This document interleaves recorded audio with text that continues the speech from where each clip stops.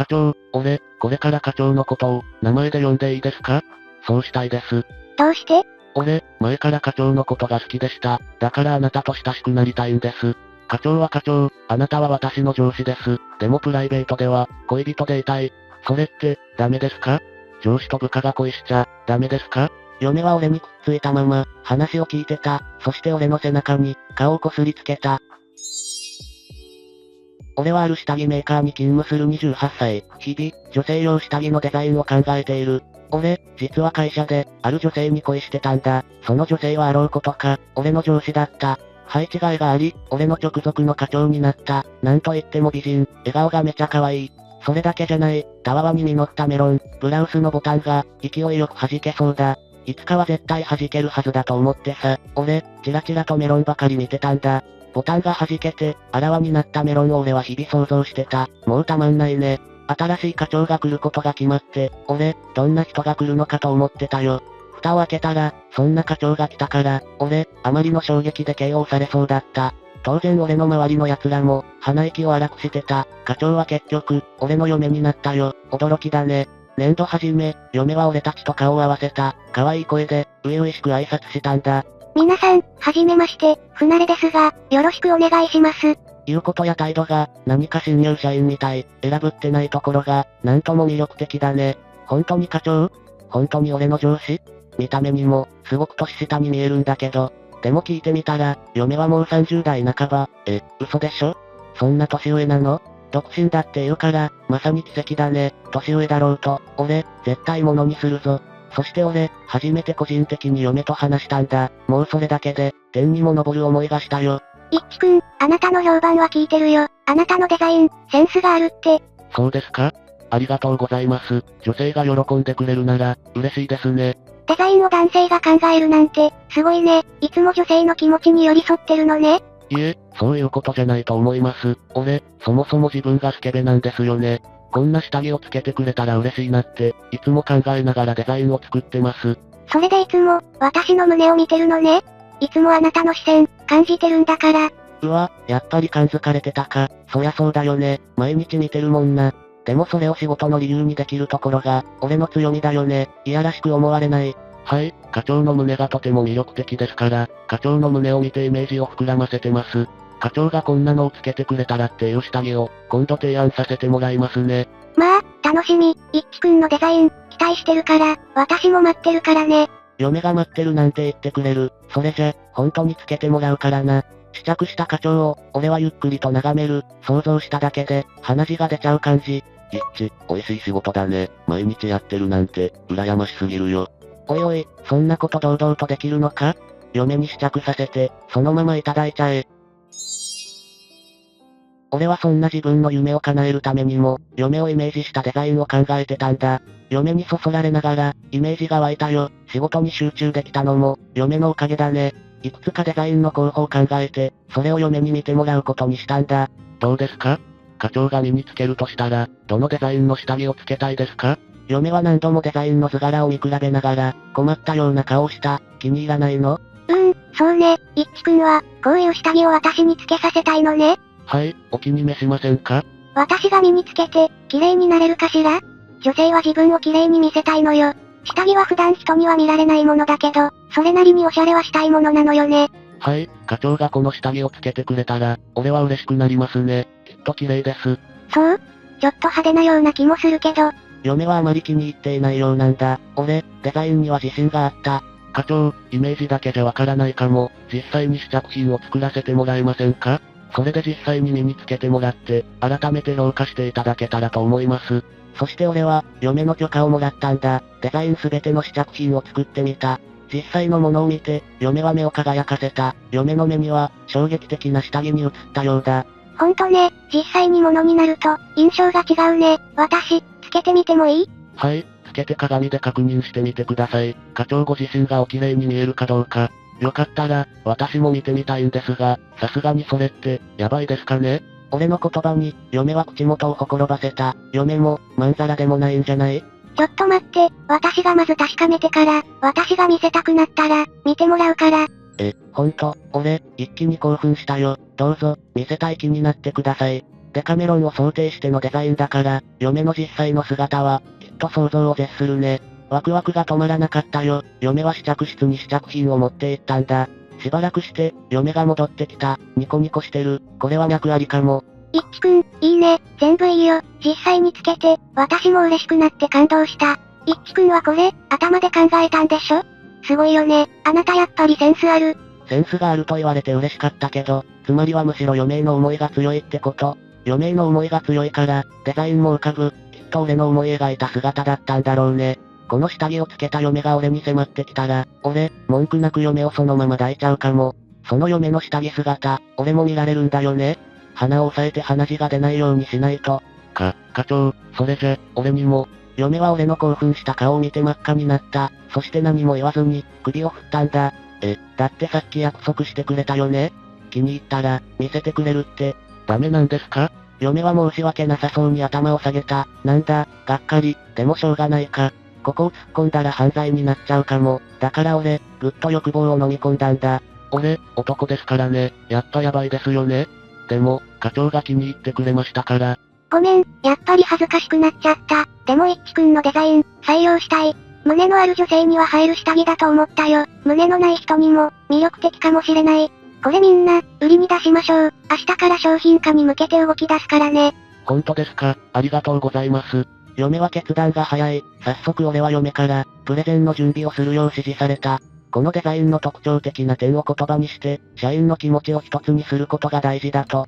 社内の意見を募り、商品化の方向で、前向きに検討することを約束してくれた。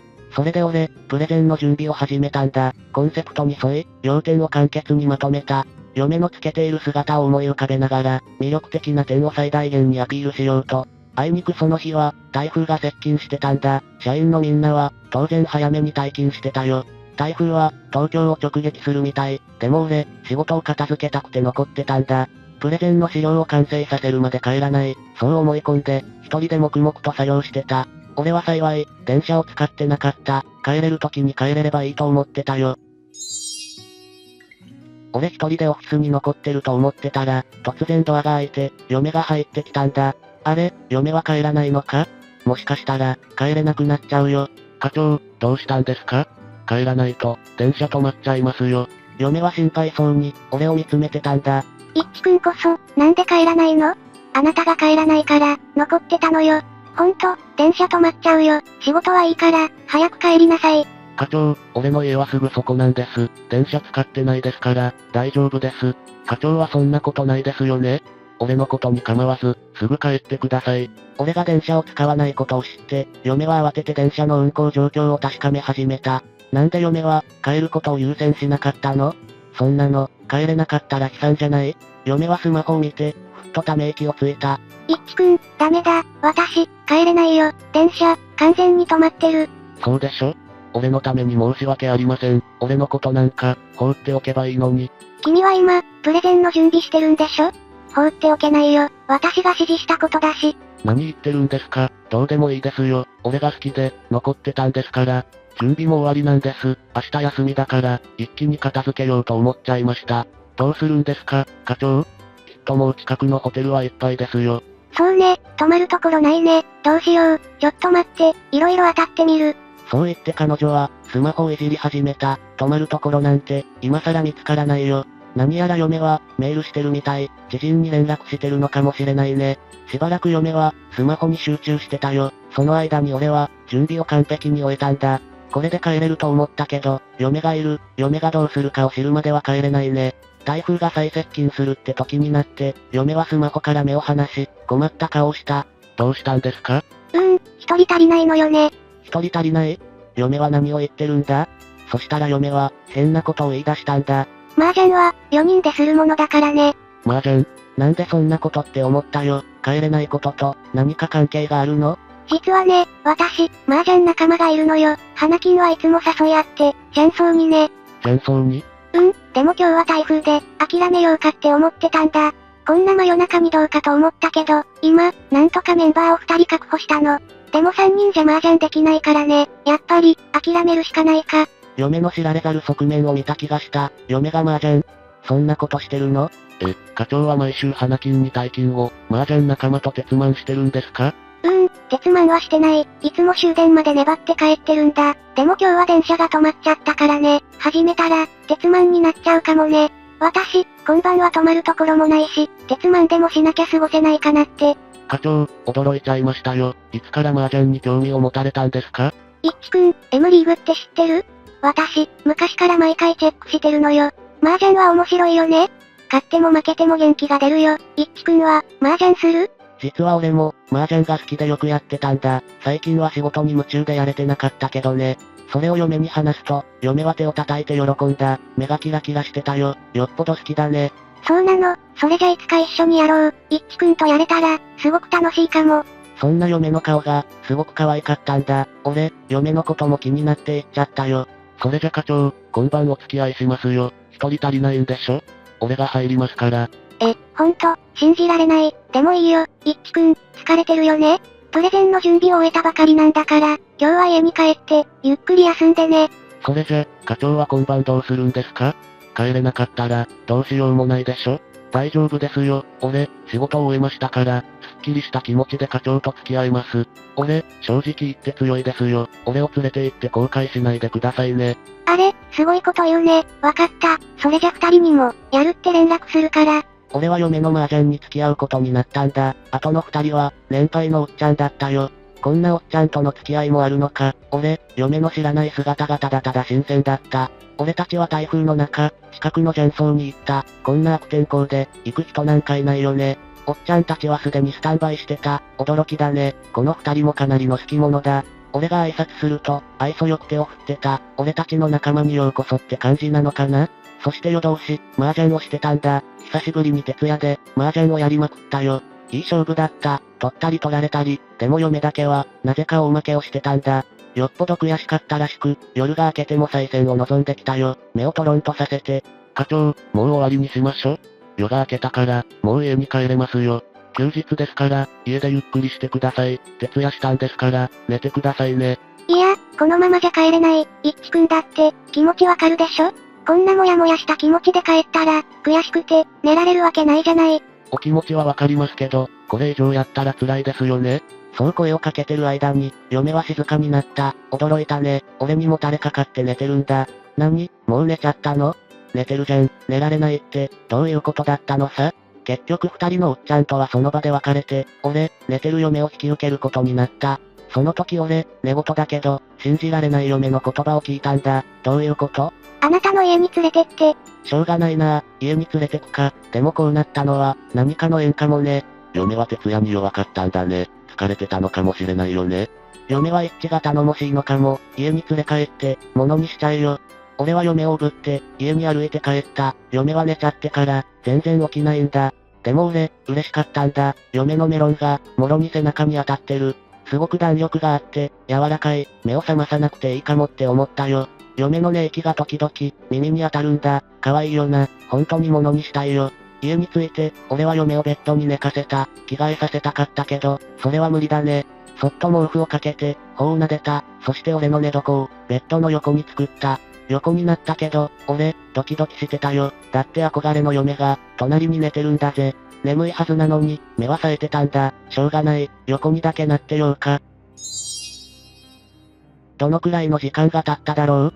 俺、お腹が空いて、起き上がったんだ。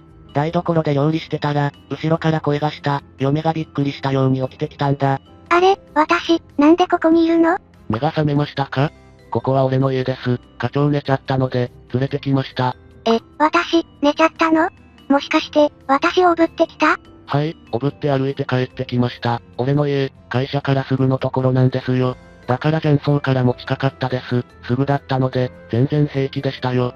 そう、私が寝たから、おぶってきたのか。いっちくんには、迷惑をかけっぱなしだね。迷惑？そんな風には思ってないですよ。俺、嬉しかったです。課長をおぶれて。嬉しかった？だって、重かったでしょ？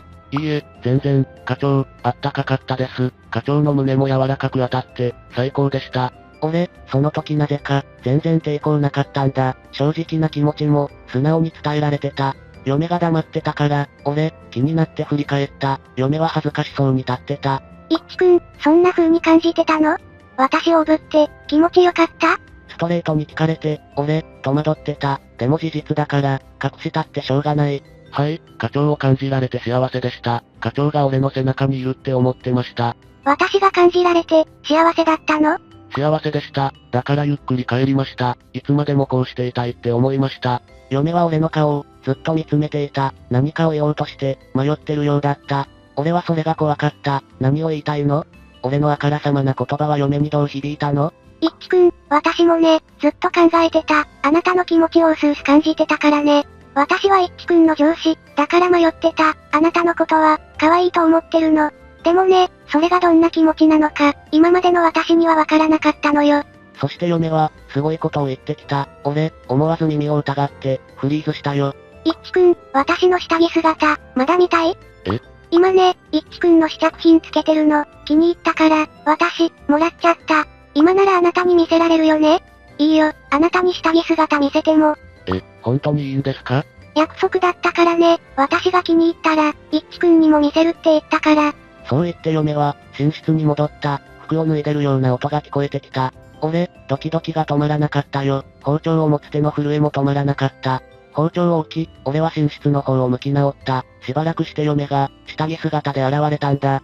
うわ、すごい、メロンは想像以上、下着からはみ出そうなほど盛り上がってる。俺のあそこが、一気に膨らんでたよ。嫁がそれを、見逃すはずもなかった。どう？私？綺麗かしら？綺麗ですよ。下着も似合ってます。俺の想像以上です。すごく嬉しいです。よかった。勇気が必要だったけど、一輝くんに確かめてもらいたかった。私のことも、感じてくれてるのね。嬉しいよ。この下着のおかげね。いえ、課長がそもそもお綺麗だからです。下着もあなたにつけられて、喜んでますよ。ありがとうございます。自信になりました。今度のプレゼンでは、ぜひ頑張りますから。そう言って俺は再び、包丁を握った。本当はすぐその場で、嫁を抱きたかった。でもそんなの、フェアじゃないだろ。嫁は下着を見せるために脱いでくれたんだ。そう俺は自分に言い聞かせ、自重した。そしてただ、気持ちを落ち着かせてたよ。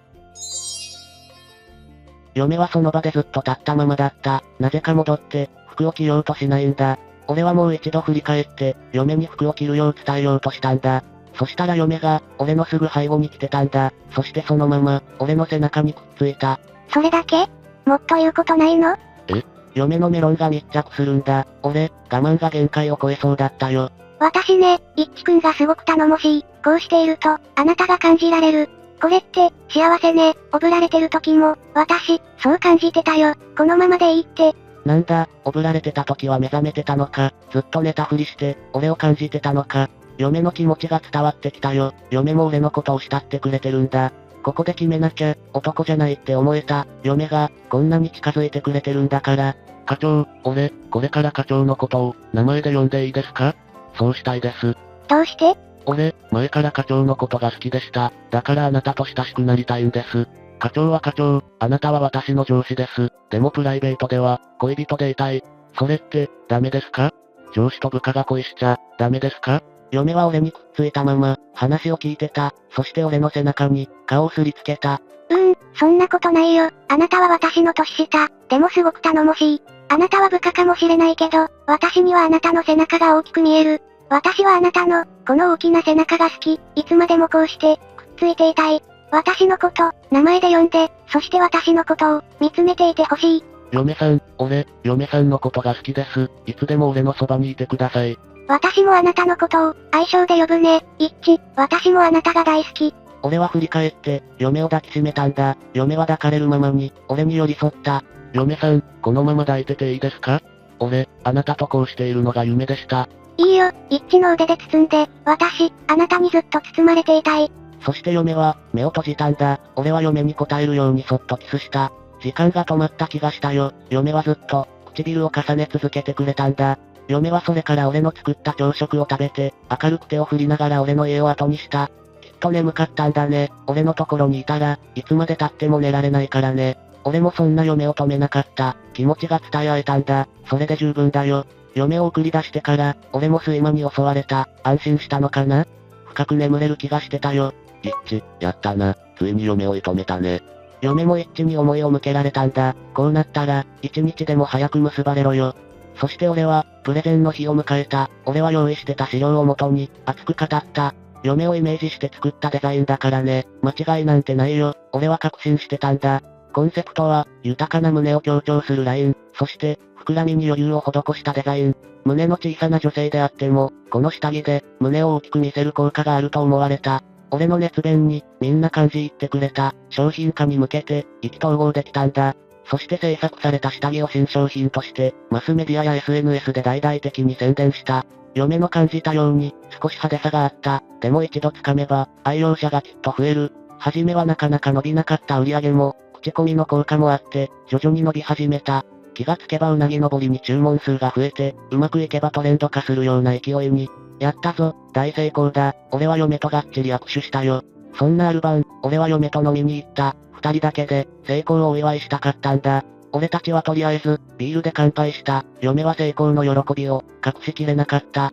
一致、私、嬉しいよ。今回のことで、私の課長としての仕事も認められた。すべて一致のおかげね。あなたには頭が上がらないよ。何言ってるんですか？俺、言ったでしょ？嫁さんをイメージして作ったって。嫁さんがそばにいてくれたからこそ、大成功だったんですよ。感謝してます。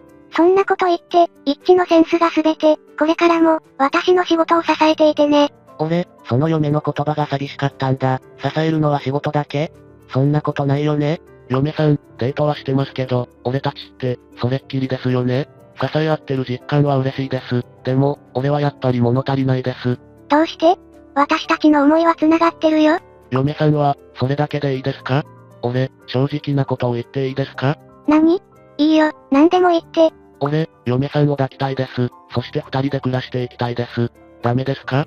結婚しましょう。嫁はしばらく黙ってたけど、俺に優しく微笑んで語ってくれた。いいよ、私、実は待ってたんだ。私は一致よりずっと年上だからね。私から結婚の話は言い出せなかった。あなたさえ良ければと、ずっと思ってた。嬉しいよ、私と結婚してくれる？私、あなたと幸せになれるかしら？もちろんですよ。当たり前じゃないですか。二人の子供だって、たくさん作りましょ。愛し合ってるんですから、そこには何も、障壁なんてないでしょ。俺は嫁の手を取って、その場でキスした。嫁も何度も、俺にキスを返してくれた。仕事の成功で、俺たちはやっと向き合えた。具体的に一緒になる話も、進められるんだ。幸せって、重なるもんなんだね。一致、結婚が待ち遠しいね。おう、ついに結婚するのか。グラマーな嫁と結ばれるのも、あとわずかだ。そして俺はその日以降、嫁と二人で結婚の準備を始めた。式場も確保した。式は1年後、長いような気もしたが、俺にとっては夢のような時間だった。結婚式当日、嫁はウェディングドレスに、この世のものとも思えない美しさだった。嫁さん、綺麗です。感動しました。俺の嫁になってくれるんですね。一致、私の方こそ嬉しいよ。ずっと二人で、幸せに暮らしましょうね。俺は嫁を絶対に幸せにする。幸せをくれた嫁は、これからも俺の宝物だ。一致、おめでとう。一致と嫁とがしっかり思いを重ねて、結婚したんだね。嫁も一致も、思いが叶って幸せだな。羨ましすぎるぞ。いっぱい子供作れよ。お互いを思い合って結婚したんだから、いつまでもイチャついて愛し合ってね。